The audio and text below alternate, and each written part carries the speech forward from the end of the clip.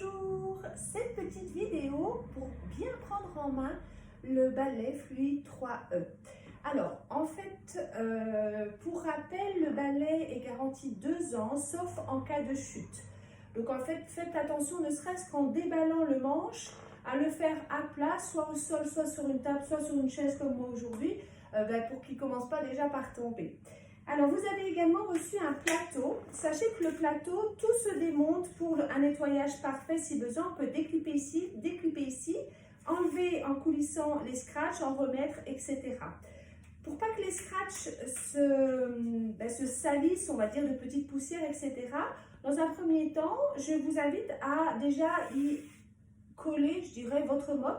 Et quand il ne fonctionne pas, quand vous n'êtes pas en train de l'utiliser, d'avoir toujours une mop dessus ou alors d'aller le suspendre pour pas que les poussières ou les petits chenilles se collent après. Vous verrez aussi qu'il y a dessus un petit loquet rouge. Hop, voilà. Donc là, il est en mode lock, hein, c'est-à-dire qu'il est à la verticale. D'ailleurs, c'est écrit lock, hein, si vous regardez bien dessus. Et là, ça permet en fait au manche de rester bien droit. C'est si vous le mettez contre un mur, au moins il ne bascule pas, il ne risque pas de tomber.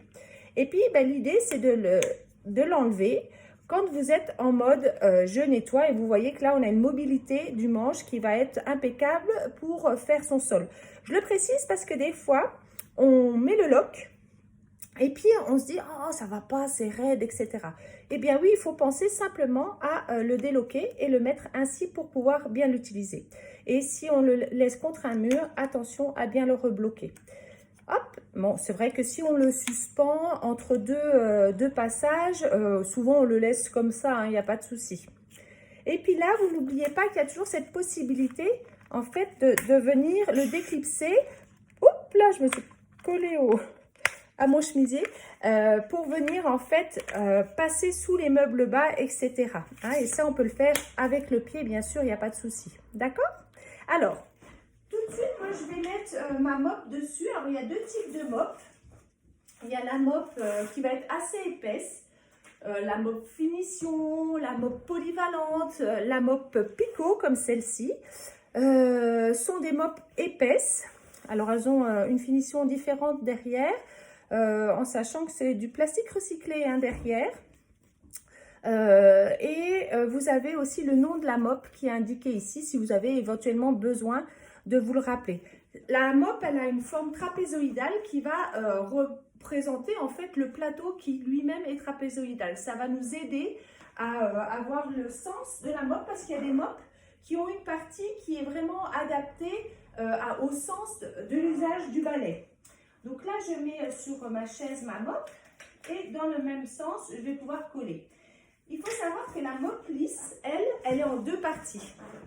Elle a la partie tissu tout fin et le pad. Le pad, c'est en fait un support pour donner de l'épaisseur à la mop. Parce que sinon, en fait, on n'aurait que l'épaisseur du scratch et elle ne laverait que sur cette épaisseur-là.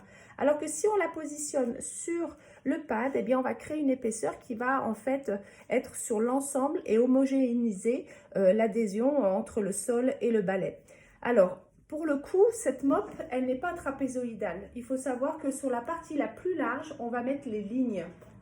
Parce que les lignes, elles vont être vers nous. C'est celles qui vont un petit peu décrocher les salissures. D'accord? Voilà. Et en fait, elle est prête à l'usage. Alors, si je mets la grosse mop, hop, picot, je la colle, hop, je reverse ici. Et là, elle est prête à être utilisée. Et ensuite, je vais donc ouvrir mon carton où se trouve, oh là, j'ai bien du mal, où se trouve mon manche à balai. Voilà, donc je vous invite vraiment à le faire à plat pour déjà pas prendre le risque de faire tomber votre manche. Parce que c'est quand même dommage qu'il se casse. Alors bon, il est assez résistant, hein, mais on ne sait jamais. Hop, voilà. Donc vous ouvrez, vous avez votre manche ici. Voilà, impeccable. Ici, j'ai la partie où je peux le remplir. Là, il s'actionne bien. le tube avec la jauge et la petite bille, alors que vous ne voyez pas dans un premier temps, parce qu'il va falloir le remplir d'eau pour faire remonter la petite bille. Et ici, vous avez 3 petits trous. Les 3 petits trous qui vont permettre d'éclabousser votre sol. Alors, dans quel sens je le mets? Tout simplement, quand vous prenez votre plateau, c'est le partie la plus large vers vous. Il faut que vous puissiez lire le H2O at home. Il faut le voir à l'endroit, d'accord? Et à partir de là, on va mettre les 3 petits trous, vers soi. C'est-à-dire la jauge vers le bas, vers soi. On va clipper ici, hop, le socle, on va dire comme ça. Et là, il est prêt à fonctionner puisque j'ai le petit loquet qui est levé, d'accord? Et là, ça veut dire qu'une fois que je vais l'avoir rempli, je vais pouvoir éclabousser mon sol. Donc là, on va au robinet, on ouvre ici, ou alors avec une petite bouteille d'eau, on va remplir. On regarde au fur et à mesure que l'on remplit comment la petite bille, elle va remonter, d'accord? Et on va s'arrêter à peu près ici, parce que quand on va remonter le balai comme ça, eh bien, ça va encore remonter un petit peu le niveau de la bille. Donc, on se laisse une petite marge. Pour rappel, un tube entier, ça représente 150 mètres carrés de lavage. Et on ne met jamais, jamais, jamais rien dans le tube. Pas de vinaigre, pas d'huile essentielle, pas de lessive, encore moins, etc. C'est un nettoyage à l'eau et uniquement à l'eau. La mop et votre action mécanique en S va faire que vous allez enlever les salissures, mais aussi enlever les bactéries. On rince sa mop, on continue, etc., etc. C'est ainsi qu'on va laver. On va laver ses sols et on va les désinfecter, aussi surprenant que ça puisse paraître, uniquement avec de l'eau. Les mops sont faites pour ça, d'accord? Et associé à votre mouvement en S, depuis le plus profond de la salle jusqu'au plus près, on va dire comme ça, eh bien, vous allez pouvoir nettoyer et désinfecter en n'utilisant que de l'eau. Alors, comment ça se passe? Pour rappel, donc on va au plus loin de sa salle, voilà. Alors, j'ai pas mis d'eau dedans, hein, mais voilà, si j'avais mis de l'eau, donc une action tripote, donc je glisse les doigts sous la partie rouge et j'appuie, tchic, tchic, comme ça. Et là, voilà, je vais commencer mon nettoyage en forme de S. Voilà. Là, je suis au plus loin de ma salle. Alors, bien sûr, l'idéal, c'est pas avoir une chaise en plein milieu. Et je fais les petits S. Je fais mes petits S. Alors, je tiens la boule. Et c'est ce qui me permet de ne pas avoir de mouvement de ce côté-là de mon poignet. Alors, j'en aurai un de l'autre. Et si je suis un petit peu plus petite, je peux aussi mettre ma main ici.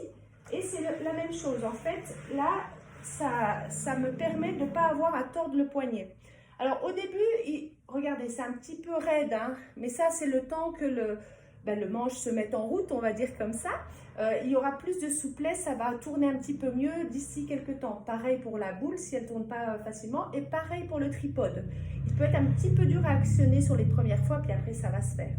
Alors, quand vous faites ce mouvement, ne soyez pas trop loin, hein. Voilà, ce n'est pas encore mouillé, donc vous pouvez vous approcher sans souci, et puis être assez proche de votre balai pour avoir le dos bien droit et ne pas vous casser, ne pas avoir mal.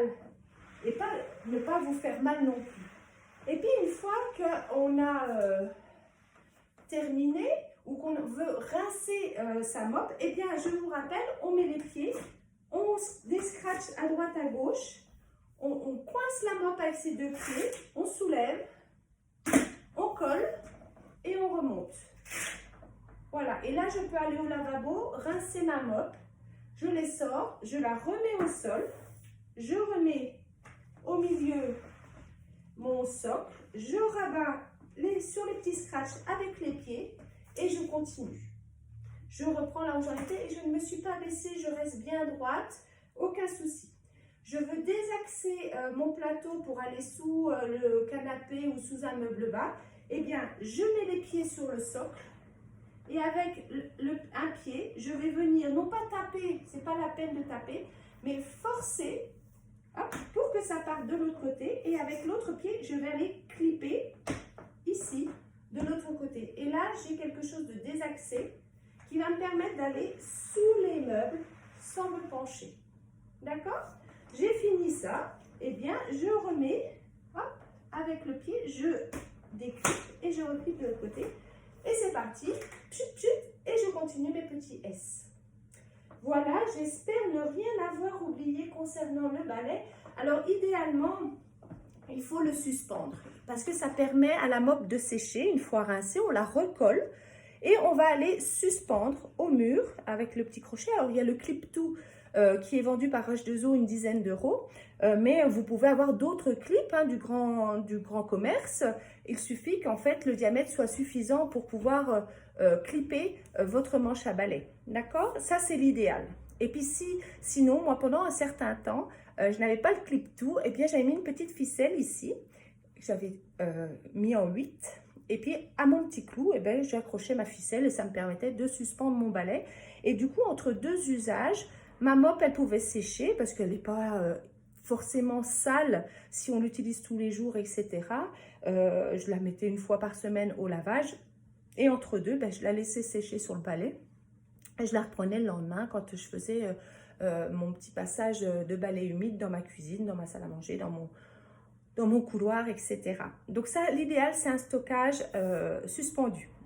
Et puis sinon, eh bien l'idéal, ça serait de déclipper le socle et de le mettre de manière à ce qu'il sèche et non pas reposer au sol pour pas garder l'humidité en dessous, simplement pour éviter les moisissures, les odeurs, etc.